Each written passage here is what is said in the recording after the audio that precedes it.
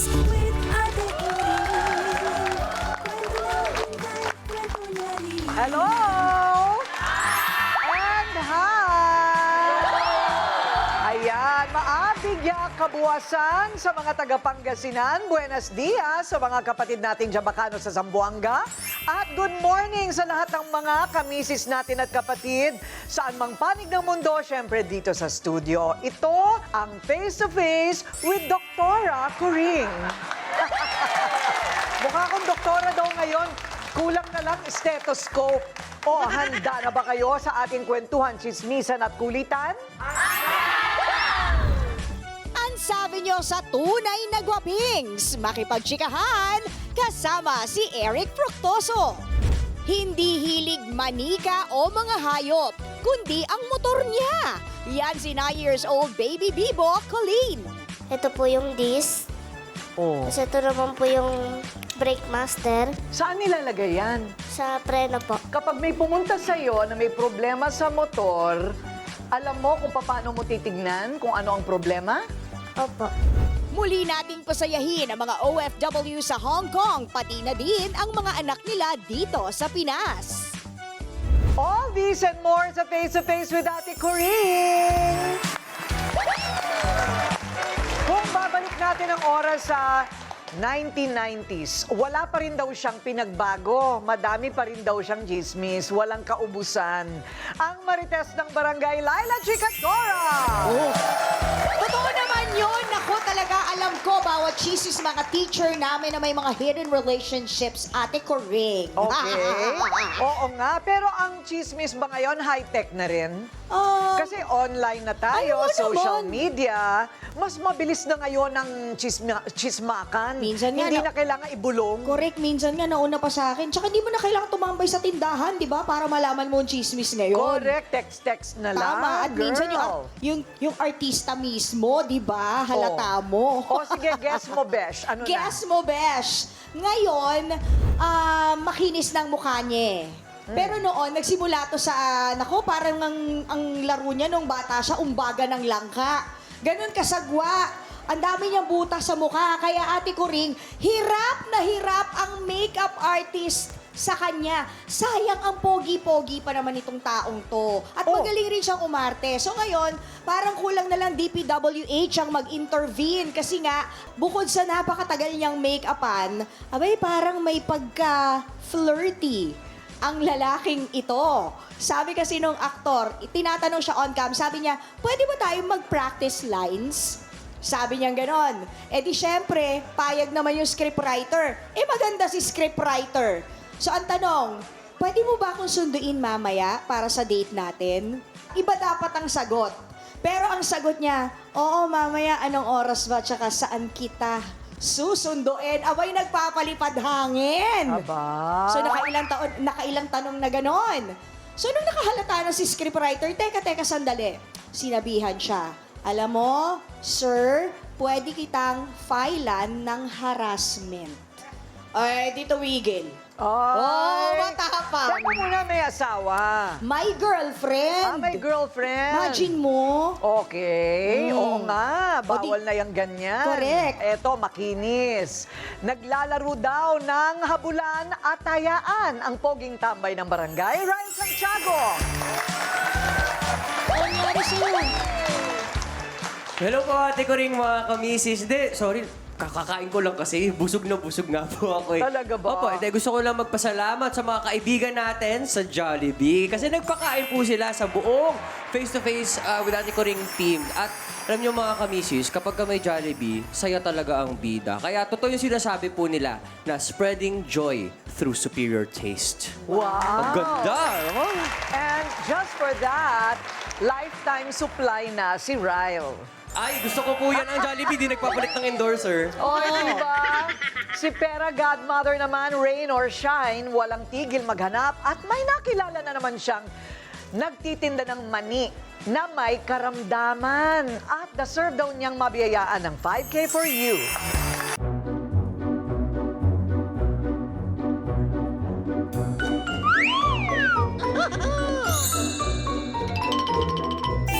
Tagal bang masama ang panahon, umuulan, bumabagyo, papasok ka pa ba? Depende po kung kailangan na kailangan. Pag kinakailangan ng yung serbisyo, papasok ka. Opo. Pero pag masarap matulog, itulog na lang. Mahirap delikado sa labas. Mahirap maghanap buhay kung pati panahon ay kalaban mo. Pero para kay Kuya Bong, hindi lang ulan ang kailangan niyang harapin. Sa kabila ng kondisyong kanyang pinagdaraanan, patuloy siyang nagtatrabaho para sa pamilyang umaasa sa kanya. Kuya Rodolfo! Ako po ang inyong Paragon Mother. Ano palang tawag nila sa'yo dito? Haba-haba ng Kuya Bong. Kamusta naman ang negosyo? Pag ganyan umuulan, walang gaanong bumibili. So kung sunod-sunod na mag-uulan, edi wala kayong kikitain. Talagang ganun, diskarte na lang.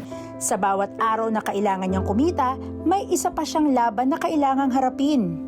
Ito nga ang nabalitaan ko. Since 2020, kayo po ay naka-colostomy bag. Ano pong nangyari? Nung magpapacheck up kasi ako noon, walang tumatanggap sa akin, ma'am. Bawat napuntahan ko na klinika, sarado. Okay. Tapos pumunta ako sa PGH noon, kung saan ay naman ako tanggapin.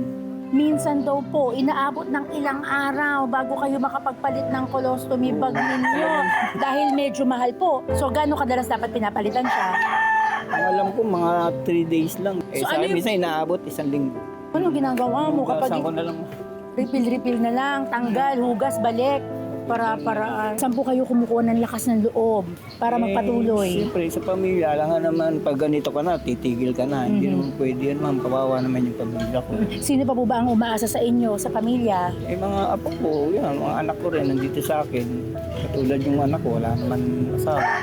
Ano naman ang wish mo para sa sarili mo? Yung gusto mo para sa'yo? Sana bigyan pa ako ng mahabang buhay para mapaglingkuran kay mga pamilya ko. Dahil sa dedikasyon mo sa mabuhay, lumaban ng patas, di ba? Tumulong sa kapwa. Alam na alam ko na ikaw ay deserving na maipakilala kay Ate Kuring. Kaya naman, iwan na muna natin ng mga yan at dadaling kita sa studio. Ready ka na bang sumama sa akin?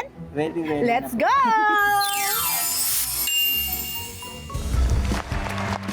Tara Godmother, yoo-hoo! Where are you? Ate Kuring, may pasalubong ako sa'yo. Ay, mani-mani-mani. Meron akong nilagang mani. Opo ka, Kuya Rodolfo. Ayun, nilaga? O, O, ano ba tinda na yan. Magkano naman ang kinikita sa maghapon nito? Isa kumikita rin po ng 500, ganun, 400. kita na yun. Opo. Talaga ba? Kapag walang ulan. O, saan ka nagtitinda? Bali sa Pasay po, Rotonda. Pasay Rotonda. Opo. Sino yung mga bumibili? Yung mga mga nagtatrabaho din, mga galing sa opisina, mga ganun. Kasi kailangan doon ka sa mataong lugar, di ba? Yung daanan talaga. Opo, daanan po yun kasi sa top extension ng MRT. Babaan po sa MRT. Kumusta ka na ilagay mo? Hindi ka pa rin ba makabili ng colostomy bag mo? Eh, nakakabili po, kaso pinag-iipunan ko. Siyempre, mahal din po yun, ma'am eh. Magkano ba? Bali, maabot ng 2,000, ganun. Ang isang colostomy bag? Hindi, bali 10 piraso po yun. 10 piraso na Isang yon. box po yun. Naku, Ate Kuring. 200 a day. Di ba? Di ubos yung mga bibenta mo ng mani. Hindi naman po, bali nag-iipon po ako. Ganun po ginagawa ko. Oo nga. So, Ang nakakaloka sa kanya, Ate Kuring, ano ko lang ha, kapag yan is hindi talaga, wala siyang mapampalit, tinatapon at nire-recycle na lang niya. Oy, hindi Linisin. pwede yun. Di ba hindi pwede yun? Hindi pwede yun kasi may baka infection. Alam mo na, open yan eh. So, ilan ang anak mo? Tumutulong pa Bali, dalawa po. Dalawa? Apo. May edad na? May trabaho? Wala po. Wala pa. So, ikaw lang talaga. Yung misis Ako lang. mo, may ambag? Meron po, dalawa po kami nagtitinda. Dalawa kayong nagtitinda. Okay, kasi siguro yun lang ang iniisip nilang gawin. Ano? Aside from that, nagtitinda rin siya ng ng Bali, ng sinasama ko rin po ng mais yan. mais. May mais Apo, din. may mais din po yan. Dahil nga sa sigasig mo sa buhay, na kahit hirap, syempre, papabuyaan ka namin ng 5K for you! Yay! 5,000!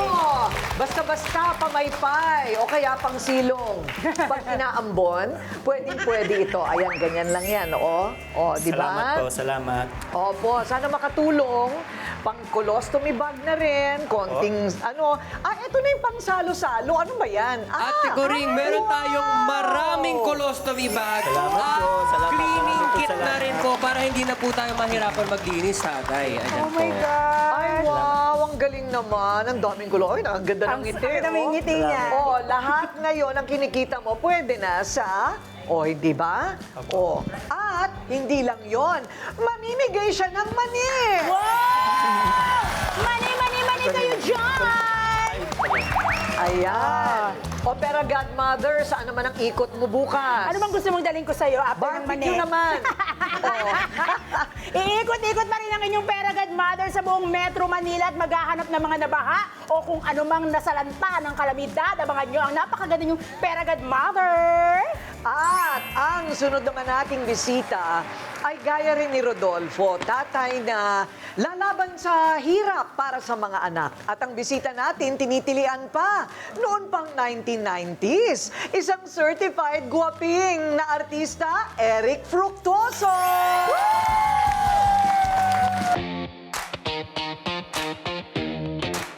Para sa mga hindi umabot noong 90s.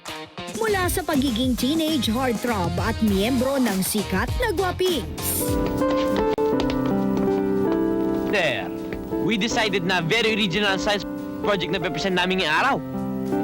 Hindi lamang nagpapakita ng science, pati na rin yung beauty. Hanggang sa pagharap sa mga pagsubok ng buhay. Marami ng pagbabago ang pinagdaanan ni Eric Fructuoso. Pero ngayon, isa sa pinakamalaking pagbabago niya ay ang kanyang katawan at pamumuhay. Paano niya nalampasan ang mga ito? At paano niya muling binuo ang sarili? Welcome to Face to Face, Eric Fructuoso!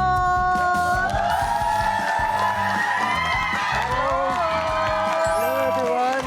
Oh, huwag masyadong kikiligin. Magandang umaga! Mamaya, pag-uusapan natin ang Fat to Fit story. Paano mo ginawa yon ang guwapings na si Eric? Huwag ka muna magsasalita. Mamaya na, sa pagbabalik natin.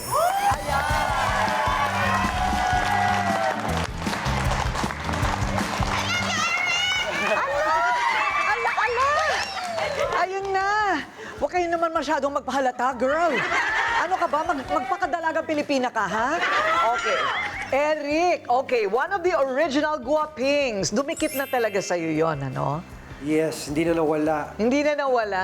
Until now, trato pa rin nila sa akin, teenager. Oo nga, pag pumupunta ka ng mga parent-teacher conference, so yung mga kapwa mo, magulang, nakikilala ka? Yes, of course. Well, like, ang problem ko lang dyan, minsan yung mga kuya, tito natin sa industriya, inaalalayan pa rin ako parang bata. Ah, ganon? Oo, kantatawid siya.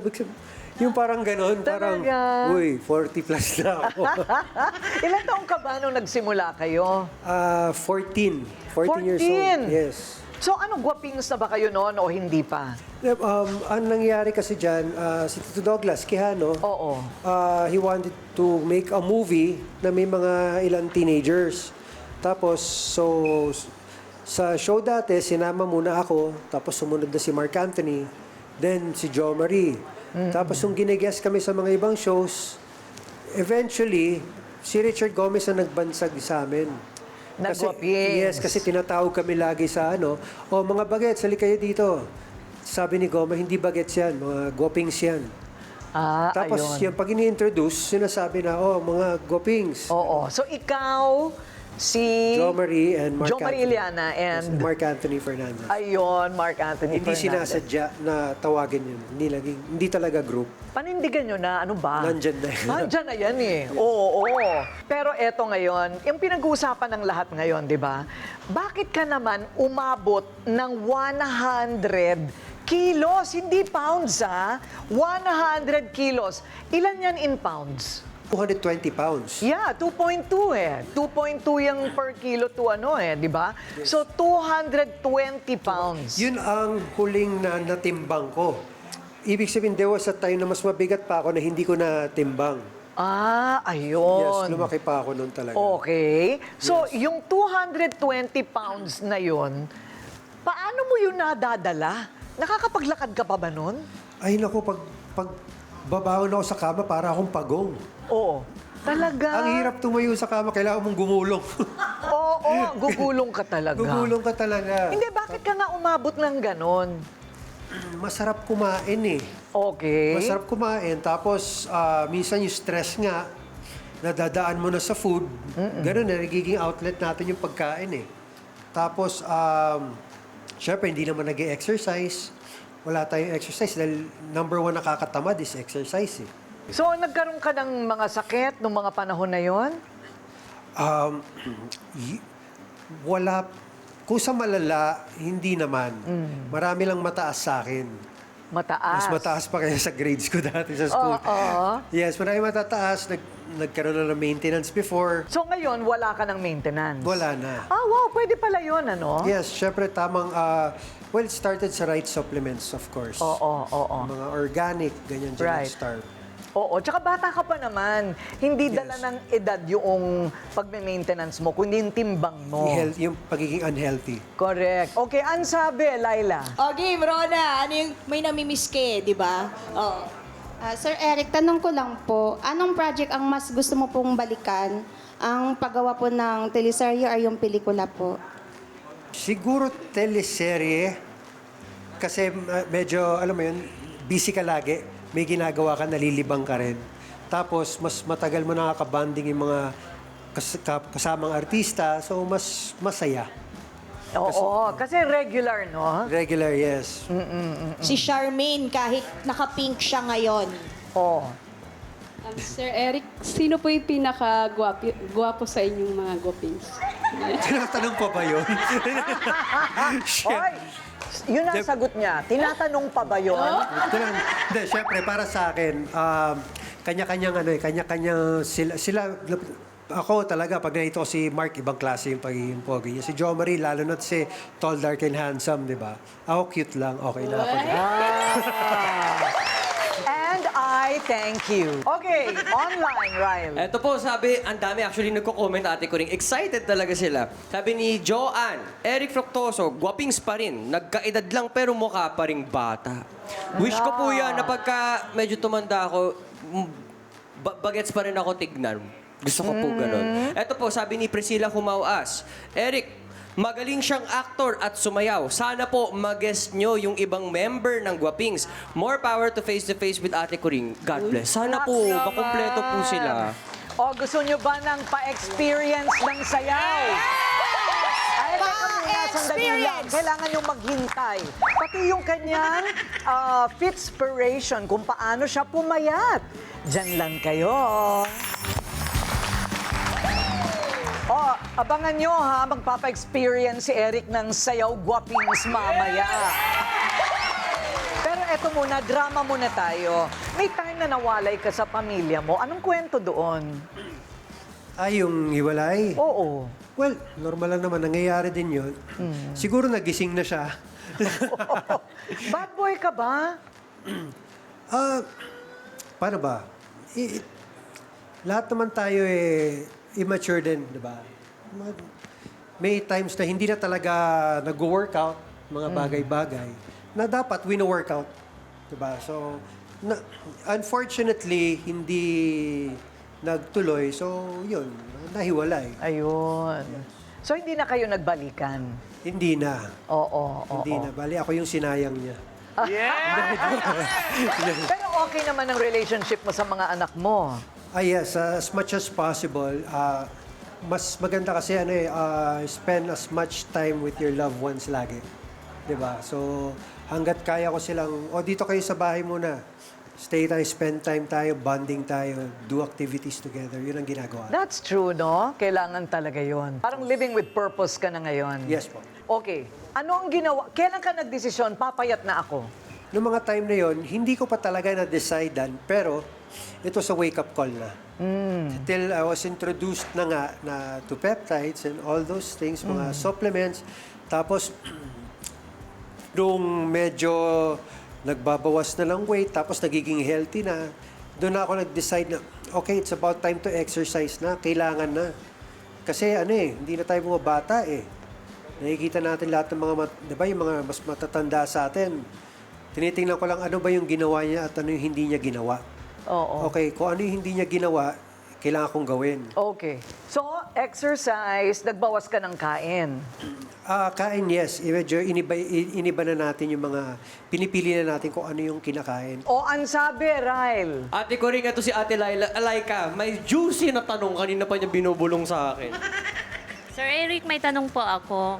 Sa lahat po ng naka-love team nyo, sino po yung namimiss nyong balikan? Sabihin na natin si Claudine. Opo, si Claudine. Si Claudine.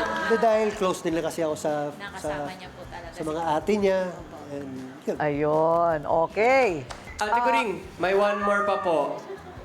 Wait lang, ate. Wow, grabe naman ito kiligin. Parang 1990s pa rin, ano? Sir Eric, pwede pa ha? Sure. Oy, ate, hawakan mo yung bewang mo. Baka may tumakbo. Mabango ba? Mabango? Thank you. Nako! Sexual harassment! O ano yung sabi online? Sabi online, Ate Coring, nako, maigi at nakabalik ka na ulit sa showbiz because you're very talented. Sabi ni Janice Teng Miranda yan. At eto, Eric, ang galing-galing niyang actor. Idol pa yan ang kuya ko pati sa pormahan. Sabi yan ni Marco Cruz. O, Naks diba? naman. Oo, pero Ate Coring, etong katabi ko, kanina pa ito may hinihirit sa akin eh. Ano yan? Ano yan? Dali na. Talunin mo yun. Talunin mo. Pwedeng pagitaan mo kami ng hataw moves mo? Yung talaga yung kanina pa niya nare-request, Eric eh. Gagawin ko yung pagsasabayan mo ako. Oh, go! Dali na! Dali ka na! Dali ka na! Dali ka lang! Kaya mo yan! Paano ba ang nangyayari? Okay, ano? Ha? Ano na lang? Eric, bakit parang lola mo naman yung kasayaw mo? Ba't parang lola mo na yung kasasayaw mo naman? Alam mo, Kinilig ka yakap lang ulam na daw. Parang dibo mo lang, no? Oh, congratulations kasi sa journey mo, nangangalahati ka pa lang 40 ka pa lang pero successful ka na, hindi ba? Lalo na sa fitness mo. Thank you, Ate Coring. Talagang Thank you. determinado. So abangan ang susunod pang mga proyekto ni Eric Fructuoso. Thank you, thank you. Alam nyo, ganun talaga. Minsan nasa taas ka, minsan nasa baba, pero wag nating susukuan ang mga laban sa buhay, mga kamisis. Thank you, Eric! Thank you, Ate Coring. Thank you so much. Thank you! Pa-picture! Pa-picture! Pa-picture! Sa mga kinikilig na naman! Huwag niyong ubusin si Eric, ha? Uuwi pa yan sa pamilya niya, ha?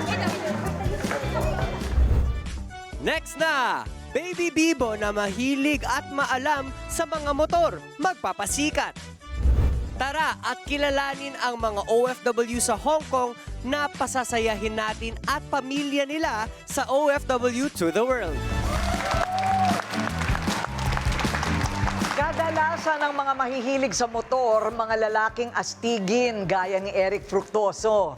Pero etong baby bibo natin, babaeng mahilig din sa motor.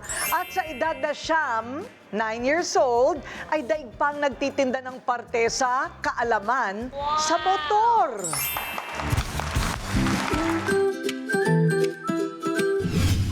Ano nga ba ang favorite toy ng batang ito? Doll? Stuffed toy? No! Motor! Hi, ako si Pauline, ang motokid ng Kalamba, Lacuna. Yes, bata pa lang, kabisado niya na ang iba't ibang parts ng motor. Alam niya kung ano ang handlebar, kung saan ang preno, nasaan ang makina, at kung ano ang gamit ng bawat isa. At hindi lang basta pangalan ang alam niya. Alam niya din kung para saan ang mga ito. Kaya habang iba, vroom vroom lang ang alam, siya may mini-lecture pa tungkol sa motor. Saan kaya nagsimula ang pagkahilig niya sa mga motor? At ano-ano pa kaya ang alam niyang motor facts? Tara, kilalanin natin ang Baby Bibo na may puso para sa motor. Vroom, vroom.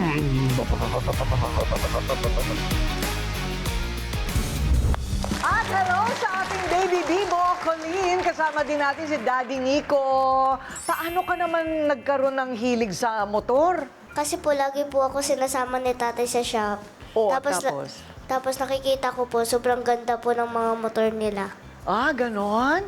Mahilig ka kasi sa motor. May motorcycle shop po kami. Ah, may motorcycle shop. Okay, tapos, tinuruan mo magmekaniko? Hindi po. Ang schedule po niya ay Sabado po. Tapos sa shop po siya. Monday to Friday sa school po, Sabado sa shop. Tapos Sunday po sa palaruan po. Ayun, Balance okay. po. So, parang balance naman. Anong gusto mong maging paglaki mo? Maging negosyante para yumaman at makatulong sa kapwa. Ba, pang Miss Universe ang sagot. Sige nga, magbenta ka nga sa amin Benta ng mo motor. si- Itong mga parte na ito, bentahan mo nga kami. Ano ba yung mga yan? Sige, tayo ka, girl. Tayo ka. Ito po yung mags, tapos ito po yung ES, tapos ito naman po yung ito po yung disc, Oh. tapos ito naman po yung brake master Saan nilalagay yan? sa preno po. Ah, sa preno. Yung disc, saan naman nilalagay yung disc? Preno din po. Ah, sa preno din yan. Opo. Okay, tapos, Caliper po. para saan naman yan? Sa preno din po. Ah, pa sa preno din. Mahirap nga naman kapag ang motor binenta mo walang preno, no? Oo. Kapag may pumunta sa'yo na may problema sa motor, alam mo kung paano mo titignan kung ano ang problema? Opo. Talaga ba? Nakakatulong na talaga siya sa inyo. Ano po, mahilig po siya magkalikot ng motor po. Ayun. Nakakatulong po siya. Ayun. Pag abot-abot ng mga pyesa. Ganun po. Oo. Nakakapagmaneho ka na ba ng motor? Hindi pa po. Oo, pero kaya mo na magpaandar. Opo. Ayun. Huwag ka muna magmamotor, bawal pa. Yung motor po niya ngayon, ano po siya? Pang-build po namin pang motor show po. Ayo, pang motor show. Yung talagang bigatin. Ano ba ang pangarap mong motor? Click version 2. Click version 2. Ano yon? May motor na po siya ngayon, Click version 4 po. Gusto po niya humirit, Click version 2 naman po. Kasi tapos na pong i-build yung 4. Ah, ayun. Ay, pang bata? Hindi po, pang adult po. Ah, adult yan. Ayun, oy, magara nga naman. Uy, kasyang-kasya siya, oh. Ano ang ginagawa mo, Mr. Daddy, para suportahan ang gusto ni Colleen, pero hindi naman sosobra? Ano po, lagi ko pong sinasabi sa kanya na kung ano yung gusto mo, tutuparin natin. Basta kaya. Ayan. Huwag lang pababayaan yung pag-aaral. Ayun, oh, maganda ba ang mga grades mo? Opo. Ah, talaga ha? Promise mo yan ha? Thank you, Daddy Nico. Thank you po. Sa inspirasyon and Colleen. Wow, tingnan mo naman ito. Alika nga, kiss mo nga ako. Oh, ayan. Kiss, kiss, kiss. Ayun. Okay. Next na! Tara at tumulong sa mga OFW at pamilya nila dito sa Pinas sa OFW to the World. Noong nasa kapatid kumustahan kami sa Hong Kong, ay pinasaya namin ang mga OFW. Pero hetong mga sunod naming ipapakilala sa inyo ay mga OFW na tinulungan namin bigyan ng edukasyon ang mga anak dito sa Pilipinas. Yan ang kwentong abot pagmamahal kahit sa panig man ng mundo dito sa OFW to the World.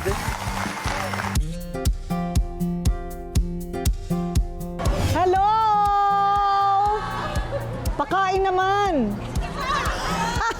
Okay, isang taon na pala mula nang huli akong makipagkumustahan dito po sa ating mga kababayan dito sa Hong Kong. At sa aking pagbabalik, tuloy-tuloy ang ating pagbibigay pugay at saya sa ating mga modernong bayani. Higit pa sa sakripisyo at pangungulila, marami sa ating mga OFW to the world ang araw-araw na nagdadala ng mga bubog sa puso. Nakilala ko ang isang ama na araw-araw naghahatid ng mga tao sa kanilang patutunguhan. Ako po si Henaro Oliva Bain. Kasalukuyan nagtatrabaho rito sa Hong Kong bilang DH driver. 20 taon nang manibela ang kapalit ng yakap sa kanyang mga anak sana. At ang pinakamabigat niyang biyahe, hindi sa kalsada kundi sa bawat araw na malayo siya sa kanyang mga anak. Second year high school pa po yung panganay. Ayun. At saka yung bunso is grade 1. Bakit mo naisipan ibang bansa? Kailan ka pa dito? Since 2006 po ako napadpad po dito sa Hong Kong. Wow! So, halos buong buhay mo Opo. nasa abroad ka. Opo. Nang dahil po sa kahirapan, naisipan pong mga ibang bansa. At nang tanungin siya kung ano pa ang pangarap niya, naunahan siya ng mga luhang matagal niyang pinipigil. Ang pangarap ko ay makapagtapos po sila ng pag-aaral. At yung dalawang anak ko po, sorry. Sa kabilang dulo ng parehong mundo ng sakripisyo, naroon si Eva Mapa. 14 na taon ng OFW sa Hong Kong. Pero sa tuwing day off ng iba, panibagong misyon naman para kay Eva ang tumulong sa kapwa niya OFW. Yung pagsisikap mo, binibigyan mo pa ng tulong ang kapwa mo OFW. Bakit? Kasi since na dumating pa ako dito ng 2012, ma'am, nagalap po ako na mag-join for organization for volunteer.